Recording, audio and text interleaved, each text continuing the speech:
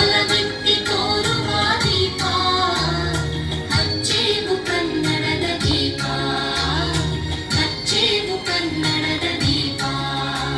ದೇವನಹಳ್ಳಿ ಸಹಾಯಕ ಪ್ರಾದೇಶಿಕ ಸಾರಿಗೆ ಅಧಿಕಾರಿಗಳ ಕಚೇರಿ ಆವರಣದಲ್ಲಿ ಜಿಲ್ಲಾಡಳಿತ, ಜಿಲ್ಲಾ ಕಾನೂನು ಸೇವಾ ಪ್ರಾಧಿಕಾರ, ಪೊಲೀಸ್ ಇಲಾಖೆ, ಸಾರಿಗೆ ಇಲಾಖೆಯವರ ಸಹಯೋಗದಲ್ಲಿ 37ನೇ ರಾಷ್ಟ್ರೀಯ ರಸ್ತೆ ಸುರಕ್ಷಿತ ಮಾಸಾಚರಣೆ 2026ರ ಸುರಕ್ಷತೆಯ ವಾಹನ ಚಾಲನೆ ಅಮೂಲ್ಯ ಜೀವಗಳ ರಕ್ಷಣೆ ಶೀರ್ಷಿಕೆಯಡಿ ಆಯೋಜಿಸಲಾಗಿದ್ದ ಕಾರ್ಯಕ್ರಮವನ್ನು ಉದ್ಘಾಟಿಸಿದ ಅಶ್ರತ್ ಅಹಮದ್ ರವರು ಮಾತನಾಡಿ, ನಿಮಾನ್ಸ್ ಆಸ್ಪತ್ರೆಗೆ ಹೋಗಿ ನೋಡಿದ್ರೆ ಅಪಘಾತದಲ್ಲಿ ತಲೆಗೆ ಪೆಟ್ಟಾಗಿ 1 ರಿಂದ 5-6 ವರ್ಷಗಳವರೆಗೆ ಬೆಡ್ನಲ್ಲಿ ಕೋಮಾ ಸ್ಥಿತಿಯಲ್ಲಿರೋದನ್ನು ಗಮನಿಸಬೇಕು.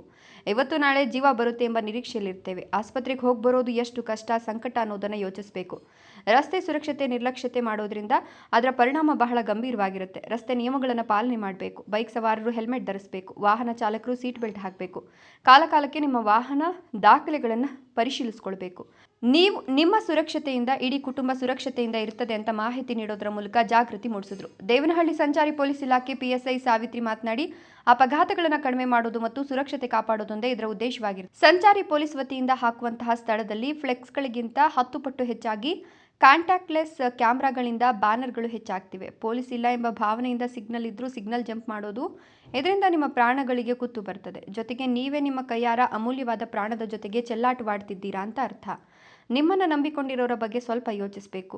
ವಾಹನದಲ್ಲಿ ವೇಗದ ಹಿತಿಮಿತಿ ಇರಬೇಕು. ರಸ್ತೆ ಬದಿಯ ನಾಮಫಲಕಗಳನ್ನು ಗಮನಿಸಬೇಕು. ತಡವಾದರೂ ಸಹ ಸುರಕ್ಷತೆಯಿಂದ ವಾಹನ ಚಲಾವಣೆ ಮಾಡಬೇಕು ಅಂತ ಅರಿವು ಮೂಡಿಸಿದ್ರು. ಅಪಘಾತಗಳನ್ನ ಕಡಿಮೆ ಮಾಡೋದು ಮತ್ತು ನಿಮ್ಮ ಸೇಫ್ಟಿ, ಅದು ಬಿಟ್ಟು ಬೇರೆ ಏನು ಉದ್ದೇಶ ಇರೋದಿಲ್ಲ. ಈಗ ನಮ್ಮ ಟ್ರಾಫಿಕ್ ವತಿಯಿಂದ ಸ್ಪಾಟ್ ಫೈನ್ ಎಷ್ಟು ಹಾಕ್ತೀವೋ ಅದಕ್ಕಿಂತ 10 ಪಟ್ಟು ಜಾಸ್ತಿ ಕಾಂಟ್ಯಾಕ್ಟ್ಲೆಸ್ ಸಾಹೇಬ್ ಹೇಳಿದಂಗೆ ಕ್ಯಾಮ್ರಾಗಳು ಎಲ್ಲ ಕಡೆನೂ ಫಿಕ್ಸ್ ಆಗಿದೆ. ಸಿಗ್ನಲ್ ಜಂಪ್ ಮಾಡಿ ನೋಡೋಣ. ಯೂಶಲಿ ದೇವನಹಳ್ಳಿಯಲ್ಲಿ ನಾನೇ ನೋಡ್ತಾ ಇರ್ತೀನಿ, ಸಿಗ್ನಲ್ ನಿಂತಿರುತ್ತೆ, ರೆಡ್ ಬಿದ್ದಿದ್ರು ಆ ಕಡೆ ಈ ಕಡೆ ನೋಡೋದು, ಪೊಲೀಸರು ಇಲ್ಲ ಅಂತಂದರೆ ಸಿಗ್ನಲ್ ಜಂಪ್ ಮಾಡೋದು. ಎಸ್ಪೆಷಲಿ ಟಿಪ್ಪರ್ಗಳವರು ಮತ್ತು 2 ವೀಲರ್ಸ್ ಟಿಪ್ಪರ್ಗಳವ್ರು ಮ್ಯಾಕ್ಸಿಮಮ್ ನೋಡಿದ್ದೀನಿ ಯೂಸಿಂಗ್ ಮೊಬೈಲ್ ಫೋನ್ ಜಾಸ್ತಿ ಮಾಡ್ತಾರೆ. ಸ್ಟೇಷನ್ಗೆ ಬಂದಾಗ ಎಲ್ಲ ಆಕ್ಸಿಡೆಂಟ್ ಆಗಿರೋ ಅಂಥದ್ರಲ್ಲಿ ಹೇಳೋದು ಇನ್ಶೂರೆನ್ಸ್ ಇದೆ, ಕ್ಲೈಮ್ ಮಾಡ್ಕೊಳ್ಳಿ ಅಂತ. ಇನ್ಶೂರೆನ್ಸ್ ಒಂದೇ ಪರಿಹಾರ ಅಲ್ಲ. ಯಾಕಂತಂದರೆ ಒಂದು ಆಕ್ಸಿಡೆಂಟ್ ಆದರೆ ಅದರಲ್ಲಿ ಸಾವು ನೋವು ಉಂಟಾಗ್ಬೋದು. ಒಂದು ಸಣ್ಣ ಎಕ್ಸಾಂಪಲ್ ಹೇಳ್ತೀನಿ. ಗೌತಮನ ಅಂತ ಹುಡುಗ ಒಂದು 20 ವರ್ಷ ವಯಸ್ಸಿರ್ಬೋದು. ಏರ್ಪೋರ್ಟಲ್ಲಿ ಏನು ಮಾಡ್ತಾನೆ, ಫಾಸ್ಟಾಗಿ ಬಂದು ಸೆಲ್ಫ್ ಆಕ್ಸಿಡೆಂಟ್ ಆಗುತ್ತೆ, ಡಿವೈಡರ್ ಹೊಡೆದು ಏಟಾಗುತ್ತೆ. ಅವನಿಗೆ ಹತ್ರ 4 ತಿಂಗಳು ಇರ್ತಾನೆ ಹಾಸ್ಪಿಟ್ಲಲ್ಲಿ. ಅವರ ಪೇರೆಂಟ್ಸ್ಗೆ ಅವನೊಬ್ಬನೇ ಮಗ. 4 ತಿಂಗಳು ಹಾಸ್ಪಿಟ್ಲಲ್ಲಿ ಇದ್ರೂ ಅವನ್ನ ಉಳಿಸ್ಕೊಳಕ್ಕಾಗಲ್ಲ. ಕೊನೆಗೆ ಅವರು ಆಸ್ತಿನೆಲ್ಲ ಅಡ ಇಟ್ಟು ಒಂದು 20 ರಿಂದ 30 ಲಕ್ಷ ಖರ್ಚು ಮಾಡ್ತಾರೆ ಅವ್ರನ್ನ ಟ್ರೀಟ್ಮೆಂಟ್ಗೋಸ್ಕರ. 4 ತಿಂಗಳು ಹಾಸ್ಪಿಟ್ಲಲ್ಲಿದ್ದು ಕೊನೆಗೆ ಡೆತ್ ಆಗ್ತಾನೆ. ಆ ಸಾಲ ತೀರ್ಸಕ್ಕಾಗದೆ ಅವರಪ್ಪ ಏನು ಮಾಡ್ತಾನೆ, ಸೂಸೈಡ್ ಮಾಡ್ಕೊತಾನೆ. ಒಂದು ಸಣ್ಣ ನೆಗ್ಲಿಜೆನ್ಸಿಂದ ಇಂಥವೆಲ್ಲ ಆಗ್ತವೆ.